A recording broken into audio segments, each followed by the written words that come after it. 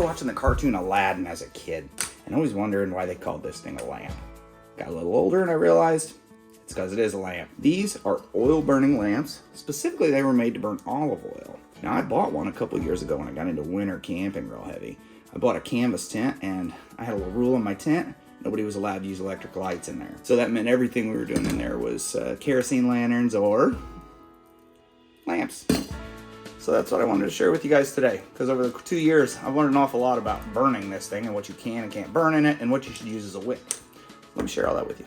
Bit of background real quick. For you guys that watch the channel, you know I'm a bit of a self-sufficiency geek. I guess I've just always had the burning desire to tell the domesticated world to suck it. So in that spirit, I make a lot of animal fat candles and we burn a lot of kerosene lanterns. And of all those things, I actually find this little guy to be the most valuable. Now this specific lamp is made in Israel and only cost me about 25 bucks when I ordered it. Now I mentioned in the beginning, the traditional fuel for these is olive oil, but a lot of different oils will work. In fact, almost any oil will work. However, some work better than others. If you focus on the smoke point of an oil, that's what will really tell you whether or not it's going to be effective in here. Anything with a smoke point of about 400 degrees or less is going to burn pretty well in here. I tried burning refined peanut oil in here once, and that was an oil that really wouldn't stay lit in here on its own. But what you can do, if you have an oil like that, you want to burn through a lamp like this, you can blend it. And blend that with like an olive oil or something with a really low smoke point, and you can get it to burn through here pretty nicely. But the easiest way to do it is just to stick to an oil with a low smoke point below 400 degrees, and everything will burn fine. So here's a list of some basic cooking oils and their smoke points. So where do you get your fuel from? For us, it's really simple. Every time we fry food or we open a container that's packed in oil, we save the oil. In fact, what we're burning right now, this is used vegetable oil from a fish fry we had last year. Or for instance, every time we open a container of anchovies, which I know may not be that common for most people, but for us it is. We pour off the olive oil that's in there and we save it in one of these Jim Beam containers. Now, I highly recommend saving it in a bottle that looks like a whiskey bottle. The reason is at some point one of your friends is gonna come over and they're gonna pick it up and take a swig. And it's just gonna make your day. Okay, so let's talk about the wick now. A lot of different things can work as a wick in here, but what I have found works the best is cotton rope. I'll just go out and buy a big chunk of cotton rope. This is like a 3/4 inch rope, and then I'll just take it apart and disassemble it down to smaller portions, and that's what I'll use as a wick. Now, when you buy cotton rope, make sure you get twisted cotton rope, or at least make sure it's 100% cotton rope. If you buy what's called diamond braided cotton rope, a lot of times it'll have a nylon center, and if you start to burn a rope with nylon center, and it's going to melt and burn like plastic. It's going to be very unpleasant. You can take it apart and untwist it down into its smaller portions, and that's what you're going to use as a wick.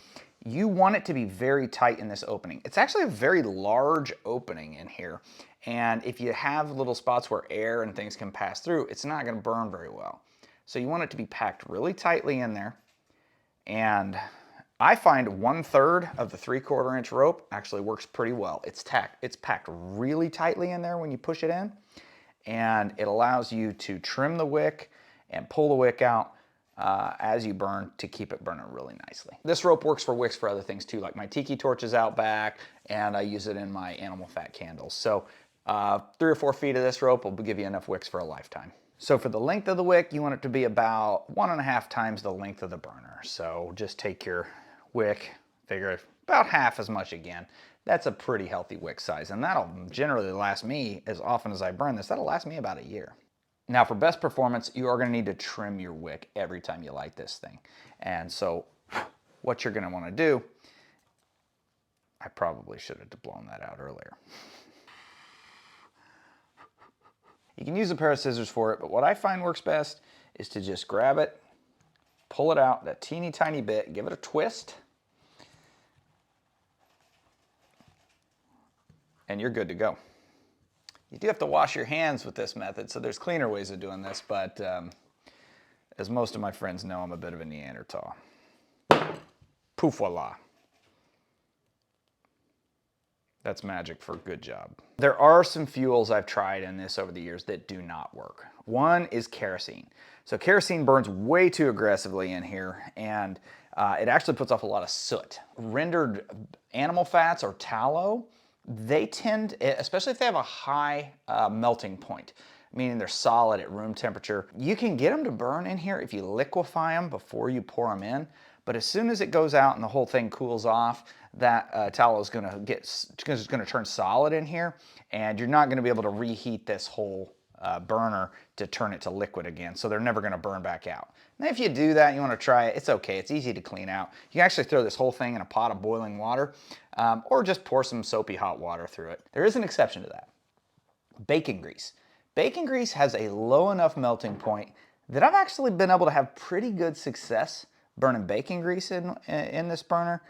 But even with the bacon grease, after 3 or 4 fillings, it started to separate. I think I was getting a refined bacon grease burning out of the top, and then I was starting to get some solids that collected in the bottom, and eventually had a big plug in the bottom that wouldn't burn out. So you can burn bacon grease in them, but you're gonna clog up a little bit quicker. If it's windy, if you're outside, these don't burn that particularly well. You're gonna wanna use a kerosene lantern for an environment like that. These burn really well inside, no wind. So personally for me, like I said earlier, my canvas tent, this thing is in there burning almost nonstop when we're out in the canvas tent in a winter deployment. It's also very smoke-free. I don't know if you noticed that, but even compared to kerosene lanterns here, this really doesn't put off a scent.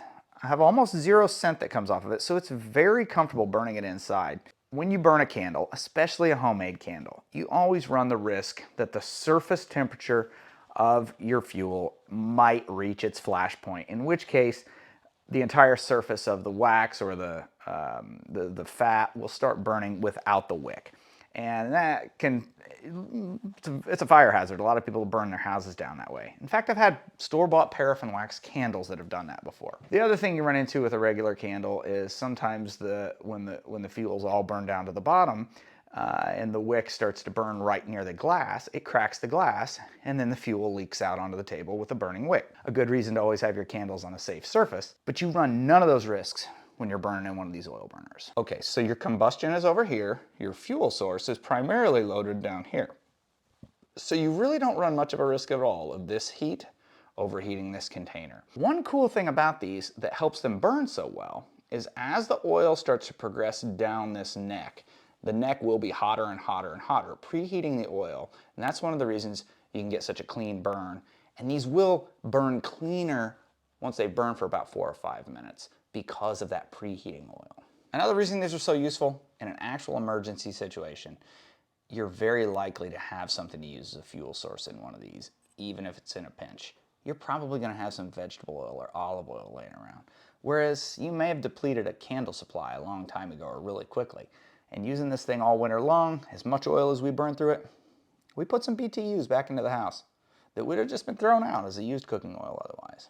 And as my wife can tell you, if I'm home, my little burner, it's almost always going, at least in the winter. I don't burn it in the summer because, well, that would be stupid. Well, that's it, guys. If you found this video helpful or useful, let me know in the comments. Or if you've got a lantern like this and know some, picked up some tricks over the years that we haven't mentioned here, give me a shout out on that too. Hope you guys have a great day. Thanks a lot for coming along.